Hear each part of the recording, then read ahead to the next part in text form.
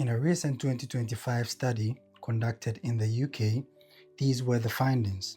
So it says 1 in 6 UK adults, which constitute about 16% of the population, have no savings at all, equating to around 8.4 million people. Men have 20,810 in savings on average, compared to 11,432 pounds for women. Those aged between 18 and 24 have just 4,759 pounds in savings, whilst those aged 55 and over have an average of 27,949 pounds in savings. So the truth is, savings is really a big issue when it comes to personal finances or managing money on the microeconomic level. And in this video, I'll be sharing 4 things that I cut back on in order to save more. So without further ado, we move on to the first thing, which is books. I really love books, and I am a firm believer in investing in yourself, increasing your skill set and your experiences. However, I sat down to realize that I was spending so much on physical books that really went against my finances negatively. And after a couple of years, I realized I was spending on average between 300 and 500 pounds in order to fill my goal of reading a book every month. So on average, I'm reading 4 books every single month.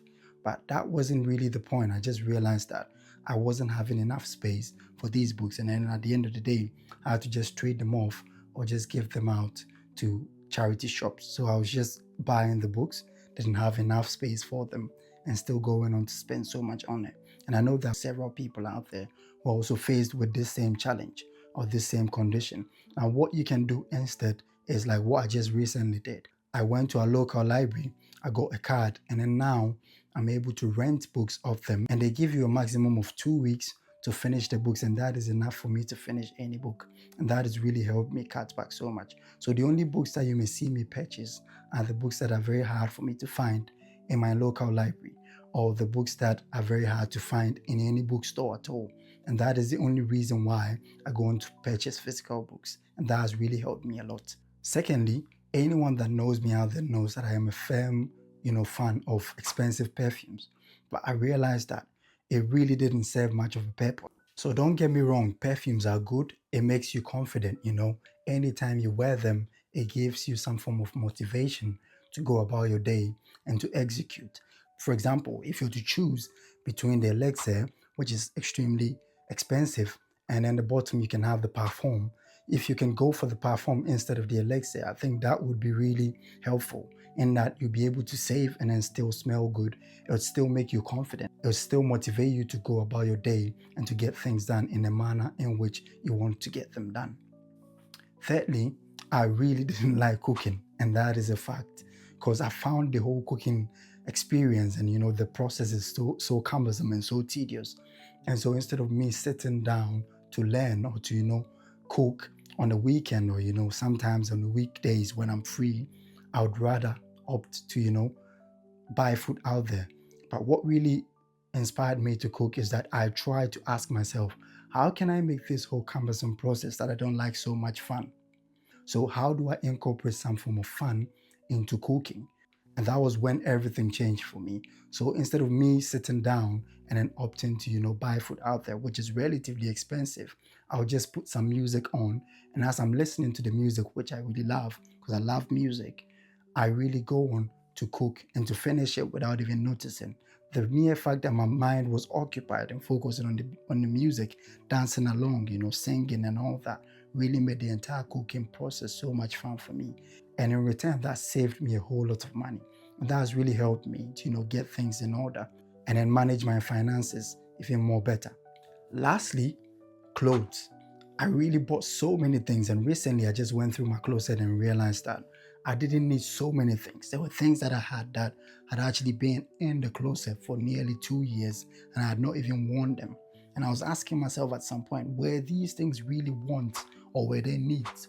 Did I really feel the need for them, or I just really wanted to buy them because emotionally it made me feel good? Now, this is where Abraham Maslow's theory of needs come in. So how you can really go on to determine or to ascertain whether this thing is a need or a want is that ask yourself, can I really do without this recently? So for example, recently I changed my entire dress and the clothes that I really purchased online to wear. I made it even more simpler, and I really skewed it in a way that it becomes in a way more productive for me, and that anything that I purchase should really relate to my content creation journey on YouTube. So all these black tops that you see me wear, I have dozens and dozens of them. And those are the tops that you're likely to see me here on YouTube recording in. It's made the entire process so easier for me, because when I wake up, I just think about it. What am I supposed to wear? And it's just a black top and a pair of jeans, and I'm okay, good to go. So I go to focus on the things that really matter, like scripting, like editing my videos, sitting down to shoot, adding B-rolls and all that. Anytime you streamline your dressing and then your clothes, it makes it easier. It frees up your mind, and your brain becomes even more creative to focus on other things that are really of importance to you. So there you have it. These are the 4 things that you might really consider. There are several things that you might sit down and then ascertain whether or not these are needs or wants, as to whether these are things that you're really in need of. Does it really sustain you?